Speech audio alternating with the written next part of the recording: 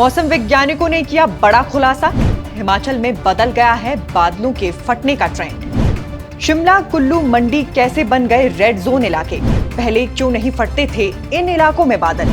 बताएंगे सब कुछ। साथ ही इस बात की भी जानकारी देंगे कि आखिर क्यों फटता है बादल और कैसे आती है पहाड़ों पर तबाही। इसीलिए इस वीडियो को अंत तक देखिएगा और अगर जानकारी पसंद आए तो वीडियो को शेयर कर हमारा हौसला भी बढ़ाइएगा। हिमाचल प्रदेश ने बीती रात फिर आसमान से बरसती तबाही देखी है। पूरा दिन बीतने को आया है और अभी तक मंडी, कुल्लू और शिमला में लापता लोगों को नहीं ढूंढा जा सका है। तीनों ही जगहों पर बादल फटने से लगभग 52 लोग लापता है। रामपुर में 10 बच्चों के भेजे जाने की सूचना है। मंडी के चौहार घाटी में 11 लोग दबे हुए हैं और निरमंड में 7 लोग दबे हैं। वहीं 4 लोगों की मौत हो चुकी है। फिलहाल सभी आपदा प्रभावित स्थानों पर बचाव दल राहत कार्य में जुटे हुए हैं। कुल मिलाकर देखें, ये मंजर बिल्कुल वैसा है जैसा कि साल 2023 में हिमाचल प्रदेश के लोगों ने देखा था। बिल्कुल उसी पैटर्न में सिलसिला शुरू हुआ है। तेज बारिश, बादल फटना और तबाही। मगर क्या आप जानते हैं कि बादल कैसे और क्यों फटते हैं और असल मायनों में बादलों का फटना किसे कहते हैं?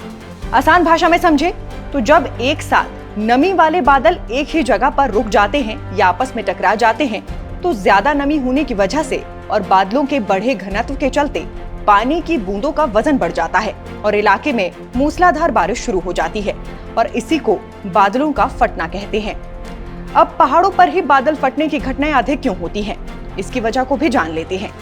तो होता कुछ यूं है कि पहाड़ों की ऊंचाई में बादल फंस जाते हैं और तेज मूसलाधार बारिश एक ही जगह पर गिरती है, जिससे पानी पहाड़ों के बीच इकट्ठा होकर भीषण तबाही मचाता है। मगर हिमाचल प्रदेश के वासियों के लिए परेशान होने वाली ये बात है कि कुछ सालों के दौरान हिमाचल प्रदेश में बादल फटने के ट्रेंड में बड़ा बदलाव देखने को मिला है। मौसम वैज्ञानिकों के मुताबिक पहले के समय में मानसून के दौरान करीब 5 से 6,000 फीट की ऊंचाई वाले पहाड़ी क्षेत्रों में ही बादल फटा करते थे। मगर बीते कुछ वर्षों से इस ट्रेंड में बदलाव आया है। मौसम वैज्ञानिकों के अनुसार पहले जहां 5 से 6,000 फीट की ऊंचाई पर क्लाउड बर्स्ट की घटनाएं होती थी, अब ये ऊंचाई नीचे की तरफ खिसककर 3 से 4,000 फीट तक आ गई है। यानी अब बादल कम ऊंचाई पर भी फट रहे हैं। एक्सपर्ट्स की माने तो कम ऊंचाई वाले क्षेत्रों में बादलों का फटना ज्यादा खतरनाक होता है। इसी कारण से हिमाचल की राजधानी शिमला, मंडी और कुल्लू जिला बादल फटने की घटनाओं के लिहाज से नए रेड जोन इलाके बन गए हैं। और अगर आने वाले वक्त में बादलों के फटने का सिलसिला कम ऊंचाई वाले क्षेत्रों में जारी रहेगा तो इस कारण से प्रदेश की बड़ी आबादी को इसका नुकसान झेलना पड़ेगा। अब क्योंकि हिमाचल में बादल फटने की घटनाओं में इजाफा हुआ है तो चलिए बादल फटने के मुख्य कारणों के बारे में भी जान लेते हैं। पहली वजह है शहरीकरण का बढ़ना, क्योंकि इसके चलते प्रदेश के तापमान में इजाफा हो रहा है और वेदर साइकिल पर भी इसका सीधा प्रभाव पड़ रहा है।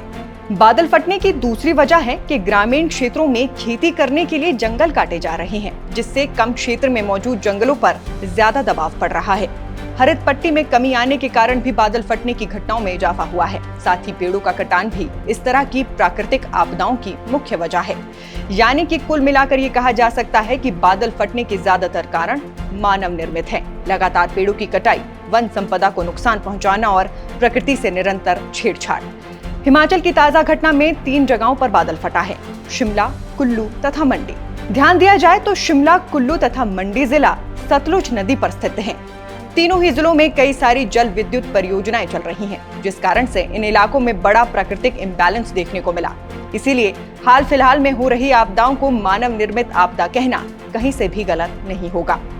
इन सभी वजहों के चलते अब ये जरूरी हो जाता है कि पहाड़ों पर होने वाली बसावट का नए सिरे से ध्यान रखकर डेवलपमेंट किया जाना चाहिए, ताकि बदले हुए मौसम और क्लाइमेट चेंज के असर से पहाड़ों पर आने वाली आपदाओं और उससे प्रभावित होने वाले लोगों को बचाया जा सके और हमारा हिमाचल हरा भरा और सुरक्षित रहे। जानकारी पसंद आई हो तो वीडियो को शेयर कीजिए और अपने घर के बाहर एक पेड़ जरूर लगाइएगा।